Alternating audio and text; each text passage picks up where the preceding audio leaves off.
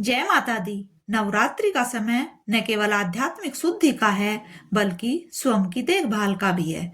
आज की वीडियो में हम नौ देवियों का हमारे शरीर के चक्रों से क्या संबंध है यह देखेंगे और नौ देवियों की शक्ति और गुणों से प्रेरित होकर एक ऐसा प्राकृतिक फेस पैक बनाएंगे जो आपकी त्वचा को प्राकृतिक रूप से खिला खिला और तरोताजा बना देगा। क्या आप जानते हैं कि नवरात्रि की 9 देवियां असल में आपके शरीर की 9 ऊर्जाओं का प्रतीक है। चलिए जानते हैं कि कौन सी देवी आपके किस चक्र को जागृत करती है। पहले नंबर पर जो देवी आती है शैलपुत्री आती है। शैलपुत्री देवी हमारे मूलाधार चक्र की स्वामिनी होती है। यह चक्र स्थिरता और सुरक्षा का प्रतीक है। माँ शैलपुत्री की आराधना से आत्मविश्वास बढ़ता है और जीवन में स्थिरता आती है। दूसरे नवरात्र की देवी माँ ब्रह्मचारिणी होती है। स्वादिष्ठान चक्र को यह जागृत करती है। यह रचनात्मकता और आनंद का केंद्र है। माँ की कृपा से संयम, तप और एकाग्रता की शक्ति प्राप्त होती है। इसके बाद आता है तीसरा नवरात्र। तीसरे नवरात्र की देवी माँ चंद्रघंटा का संबंध हमारे मणिपुर चक्र यानी कि हमारी नाभि से होता है। यह चक्र साहस और तेज का प्रतीक है। इनकी भक्ति से भय का नाश होता है और व्यक्ति में अदम्य साहस का संचार होता है। चौथे नवरात्र की देवी माँ कूष्मांडा अनाहत चक्र यानी हमारे हृदय में निवास करती है। यह चक्र प्रेम और करुणा का केंद्र है। माँ की मंद मुस्कान ब्रह्मांड को ऊर्जा से भर देती है। पांचवें नवरात्र की देवी माँ स्कंद माता का वास विशुद्ध चक्र यानी कि हमारे कंठ में है। यह चक्र संवाद और ज्ञान का प्रतीक है। इनकी कृपा से वाणी में मधुरता और बुद्धि में स्पष्टता आती है। छठे नवरात्र की देवी माता कात्यायनी आज्ञा चक्र की स्वामिनी होती है। उस हिस्से को नियंत्रित करती है जहाँ पर तिलक लगाते। सातवें नवरात्र की देवी माँ कालरात्रि का प्रवास सहस्रार चक्र तक पहुँचता है। यह मोक्ष और उच्चतम चेतना का द्वार है। जो माँ कालरात्रि अज्ञानता के अंधकार को मिटाकर भक्तों का कल्याण करती है। आठवें नंबर की जो देवी है महागौरी का संबंध सोम चक्र मस्तिष्क से ऊपर। यह चक्र शांति और पवित्रता प्रदान करता है। माँ की आराधना से मन निर्मल होता है और सभी कष्ट दूर होते हैं। 9वें दिन की देवी माँ सिद्धिदात्री समस्त सिद्धियों की स्वामिनी है। यह हमारी आध्यात्मिक यात्रा की पूर्णता का प्रतीक है। इनकी कृपा से ब्रह्मांड की गुप्त शक्तियों और पूर्ण ज्ञान की प्राप्ति होती है।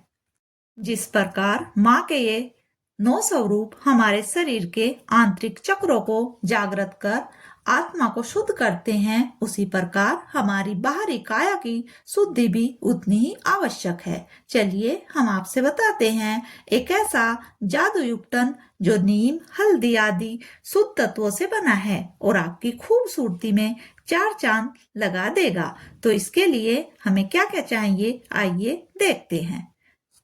सब्जा के बीज जो कि हमने पहली चीज ली है। त्वचा को ठंडक देते हैं। भिगोकर इनका इस्तेमाल करने से त्वचा की जलन शांत होती है। यह नमी को रोक कर रखते हैं स्किन में। दूसरी गुलाब की पंखड़ी प्राकृतिक टोनर और क्लिंजर का यह काम करते हैं। यह त्वचा के पीएच स्तर को संतुलित करते हैं। चेहरे पर गुलाबी निखार लाते हैं। नीम की पत्तियां शक्तिशाली एंटी बैक्टीरियल सामग्री, मुहासे, खुजली और त्वचा के संक्रमण को यह दूर करते हैं। सफेद तिल विटामिन ई से भरपूर त्वचा को यह गहराई से पोषण देते हैं। एंटी एजिंग गुण इनके अंदर हैं। अलसी के बीज ओमेगा 3 फैटी एसिड का पावर हाउस यह होते हैं और स्किन में कसावट लाकर चेहरे को जमा बनाते हैं। चावल स्किन को ब्राइटनिंग, दाग धब्बे हटाकर स्किन को स्मूथ बनाने के काम आते हैं।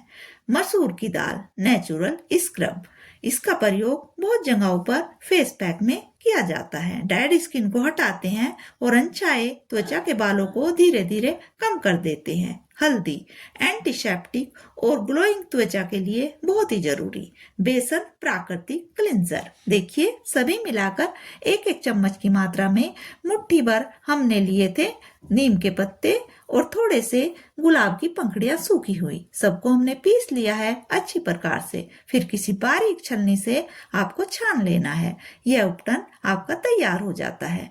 जो हिस्सा कुछ बचा है मोटा, उसे फिर से आप धूप में सुखाकर फिर से पीस सकते हैं।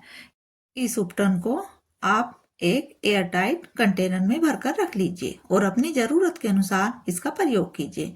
यह चेहरे को गहराई से सफाई करता है, मृत कोशिकाओं को हटाता है, एंटी एजिंग गुण इसके अंदर हैं। स्किन में यह अच्छे से कसावट लाता है, मुहासों दाग धब्बों से छुटकारा देता है, प्राकृतिक निखार और नमी को स्किन के अंदर बनाकर रखता है। 10-15 मिनट के लिए इसे लगाकर छोड़ना है। कैसे, अभी आपसे साझा करने वाले हैं। असली सुंदरता भीतर और बाहर दोनों से होती है। जिस तरह माँ के 9 रूप हमारे शरीर के 9 चक्रों को अंदर से सुंदर बनाते हैं, वैसे ही यह उपटन हमारे शरीर को सुंदर बनाने के लिए प्रयोग किया जा सकता है। यह उपटन चेहरे को बारीकी से साफ करता है। अगर स्किन ऑयली है तो आप उसमें गुलाब जल मिलाकर 5 मिनट के लिए रख दीजिए। इसके बाद आप इसको चेहरे पर अप्लाई कीजिए। अगर स्किन थोड़ी ड्राई है तो उसमें आप दूध या दही मिलाकर 5 मिनट के लिए हल्के हाथों से मसाज कर दीजिए और 15 मिनट के लिए उसे छोड़ दीजिए। फिर धीरे धीरे मसाज करते हुए साफ पानी से चेहरा धो लीजिए। यह आपको चेहरे पर बहुत बारीकी से काम करेगा। एंटी एजिंग गुण इसके अंदर है, कसावट लाता है, मुहासे दाग धब्बों से आपको छुटकारा देकर प्राकृतिक निखार लाएगा।